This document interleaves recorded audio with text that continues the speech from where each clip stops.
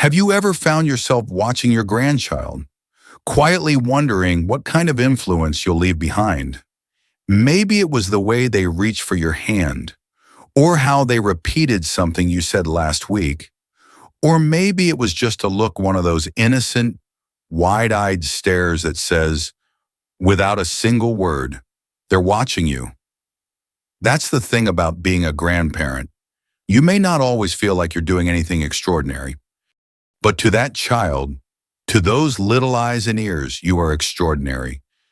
You're the quiet anchor, the keeper of stories, the person who always has time, always makes space, and whether you realize it or not, you're shaping their world, their values, and their sense of who they are becoming.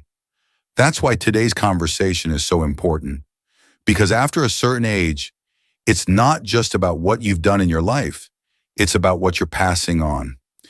And being a role model grandparent doesn't require perfection. It doesn't mean you have to bake perfect cookies, give big gifts, or be the cool grandparent with all the tech tricks.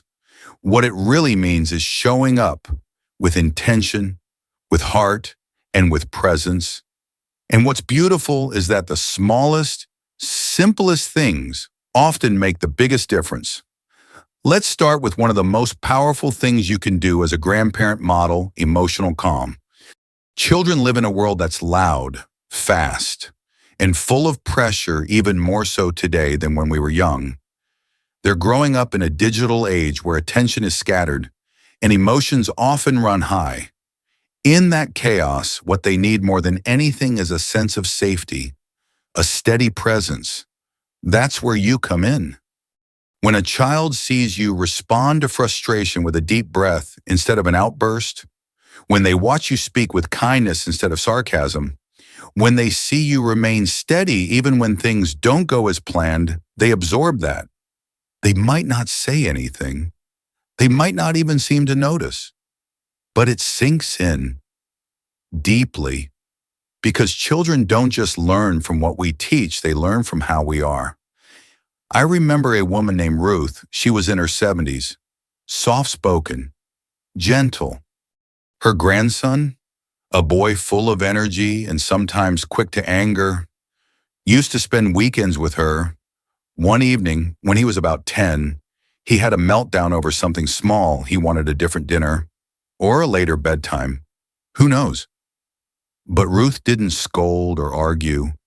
She just sat down next to him, let the silence fill the room, and after a minute, she simply said, "It's okay to be upset. Let's breathe a little." He didn't say a word, but he started breathing with her. Years later in high school, that same boy would tell his friends that his grandma was the calmest person he knew, and whenever he got overwhelmed, he'd close his eyes and breathe like grandma. He didn't learn that from a book. He learned it from watching her be that kind of person. That's the power of emotional modeling. You don't have to lecture. You just have to live in a way that gives them a map for their own behavior. Now let's talk about something just as important: being curious and open to their world. It's easy, as we get older, to feel disconnected from the way kids grow up today. The music, the slang, the technology, it can all feel a little foreign, even exhausting. But here's the thing: when you take a genuine interest in their world, even just a little, it sends a huge message. It says, "You matter. I want to know you." That doesn't mean you have to master every app or understand every video game. It just means showing up with curiosity. Ask them what they're into. Let them explain something to you. Even if you don't fully get it, listen with real attention. There's a grandfather I once met. His name was Joe. He didn't care for video games, never used a smartphone, and had no interest in social media. But his grandson loved building things in a game called Minecraft. So Joe sat with him, watched him build, and asked questions. Not because he wanted to play, but because he wanted to connect. He'd say things like, "Tell me what that is," or "What made you build it that way and that grandson?" He told everyone his grandpa was the coolest because he really listens. Not because Joe understood Minecraft, but because he understood him. Being a role model isn't about keeping up. It's about leaning in. When you do that, when you listen, when you stay curious, you create a bridge. And across that bridge travels trust, love, and the kind of respect that lasts a lifetime. Let's shift for a moment now to something more internal, but just as powerful: the way you speak about yourself. Children pick up on everything. And when they hear you speak negatively about your own aging, your health, your appearance, those words leave an impression. They begin to associate growing older with decline, with self-doubt, with limitation. But when they hear you say things like, "I'm still learning," or "I may move slower, but I still enjoy every step," or "these wrinkles are from laughing and living," they learn to embrace age with grace and pride. You're teaching them that aging is not something to dread, but something to honor. A friend once shared a moment she had with her granddaughter. She was putting lotion on her hands and said offhandedly, "These old hands aren't what they used to be." Her granddaughter looked at her and said, "But Grandma, I love your hands. They make cookies and hug me and hold my drawings." That moment changed how she spoke about her body from then on. She realized the way we talk about ourselves becomes part of how our grandchildren see the future. Now that we've begun to explore how emotional steadiness, curiosity, and self-respect can shape your grandchild's world, it's clear that being a role model doesn't mean doing more. It means being mindful of who you are in their presence. Because when you think about it, being a role model grandparent isn't about becoming someone else. It's about becoming more of who you already are, but with intention. And one of the most beautiful ways to do that is to share your stories, not just the polished ones, but the real ones, the messy, funny, heartbreaking, triumphant parts of your life that make you, you. Children, whether they're 5 or 15, crave connection. And nothing connects more deeply than storytelling. Not the fairy tales from books, though. Those are lovely too, but the real ones. The stories of how you met their grandmother or grandfather, what it was like when you got your first job, the moment you failed at something and what you learned, the first time you were truly afraid or truly brave. You might think, "Oh, my stories aren't that special," but to them they're gold.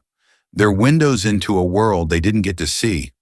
And when you share not just what happened, but how it felt, how you grew, what you do differently, what you do again in a heartbeat, you're giving them more than entertainment. You're giving them wisdom in a form they'll never forget. There was a woman I once knew, Eileen, who always told her grandkids bedtime stories. But she didn't read from books. She told stories from her life. She'd talk about her childhood in the 1950s, about saving her lunch money for a record player, about sneaking out to the movies with her sister, about the time she accidentally dyed her hair green in college. Her grandkids adored it. One of them once said, "Grandma's stories make me feel like I've lived 2 lives, hers and mine." And that's exactly the point. Your stories don't just entertain, they expand your grandchild's understanding of life.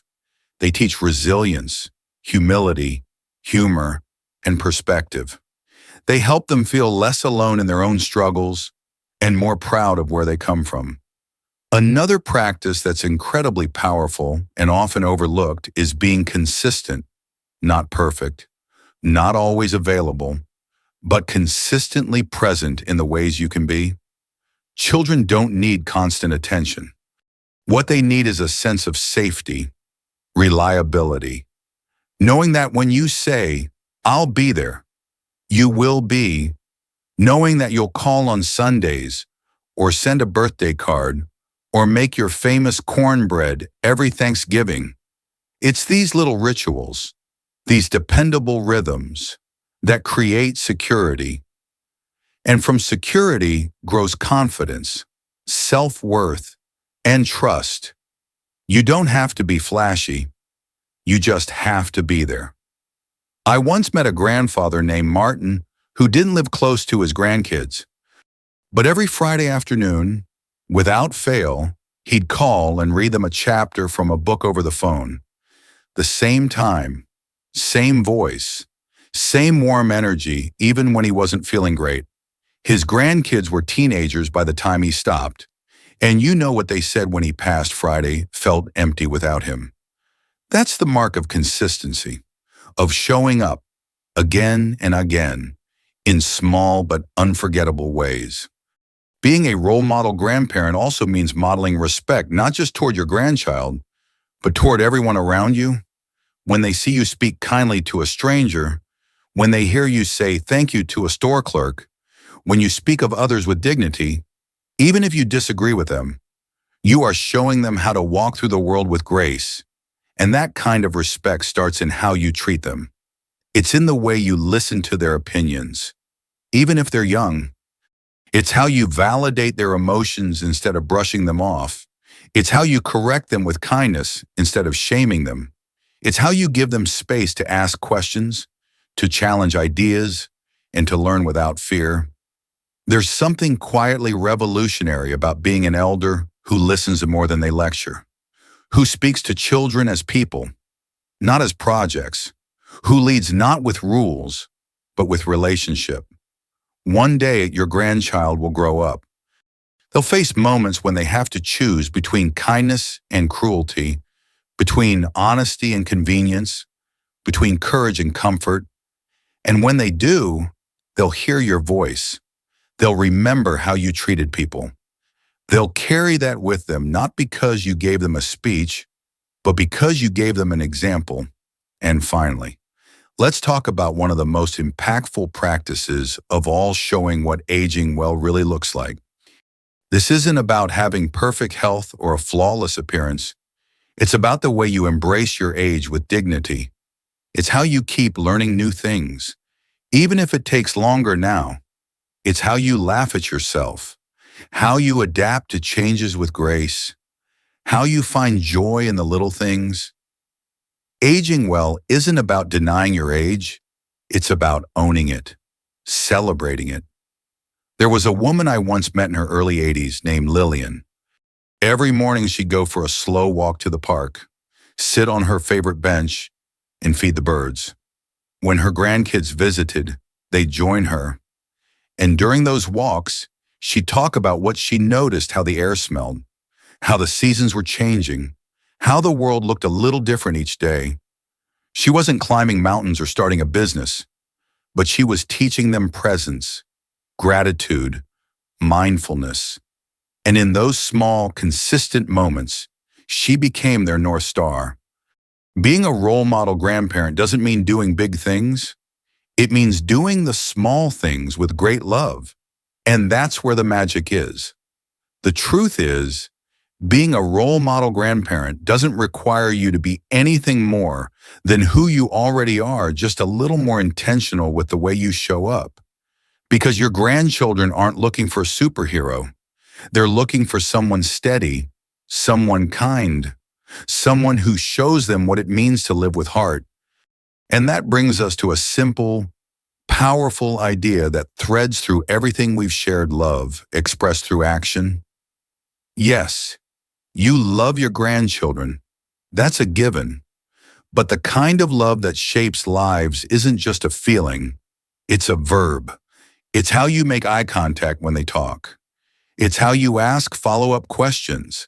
It's how you tell them you're proud of them, not just when they win, but when they try. It's in the moments when you put your phone down, turn the TV off, and give them your full attention. Those moments don't take long, but they last forever. There's a grandfather named Tom I once met at a senior center. He told me something I'll never forget. He said, "I used to think the most important thing I could leave behind was money, but now I think the most valuable thing I can leave is memories of feeling loved, of being seen, of knowing someone believed in them." And isn't that what we all want to be remembered, not for what we gave, but for how we made them feel? That kind of impact doesn't come from perfection. It comes from presence, from patience, from showing up even on the hard days, even when you're tired, even when your knees ache or your heart feels heavy, because sometimes just your presence, your voice, your steady breath in the room is enough to remind them that everything will be okay.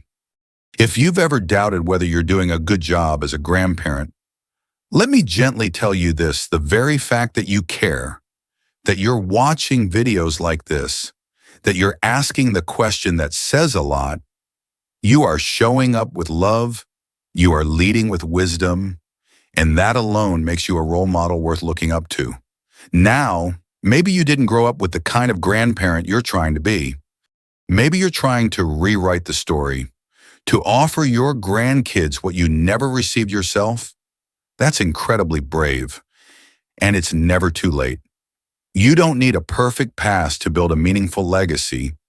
You just need a willing heart and a few small, loving choices repeated over time. Think about the ripple effect of that.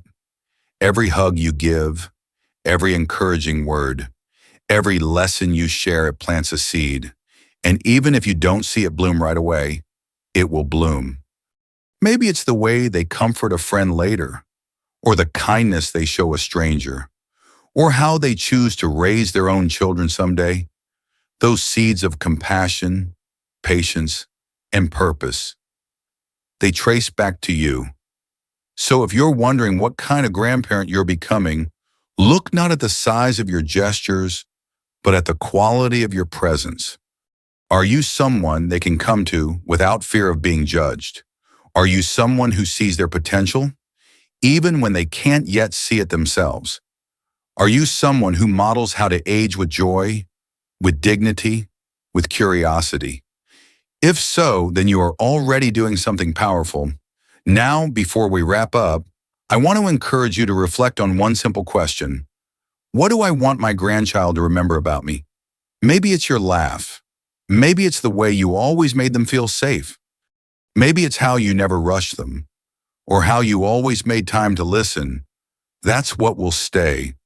Not the toys, not the rules, not the things. The feeling of being loved in your presence. And if you're still in the thick of it, still figuring out how to connect, how to be there, how to show up, that's okay too. Relationships are built moment by moment, and every single day offers a new chance to love a little deeper, to listen a little longer, to show a little more grace. If this video spoke to you, I'd love to hear about your experiences. What's one practice you've started doing to connect more deeply with your grandchild? Or what's something your own grandparent did that left a lasting impression on you? Please share in the comments. I read everyone, and your story might inspire someone else watching. And if this video gave you something to think about, something to feel good about, or even just a small spark of hope, please take a moment to like it. It helps this message reach more grandparents just like you. And don't forget to subscribe to the channel. We post weekly reflections, real-life advice, and practical encouragement for living with more purpose, peace, and presence in your later years. Remember this: being a role model grandparent isn't about being perfect. It's about being present, and that, in itself, is more powerful than you know. Here's to you, the storyteller, the steady hand, the quiet strength in your grandchild's life. Here's to the memories you're building, the love you're giving, and the legacy you're leaving one gentle moment at a time. Take care of your heart. It holds more power than you realize. And until next time, keep showing up with love. You're making a difference every single day.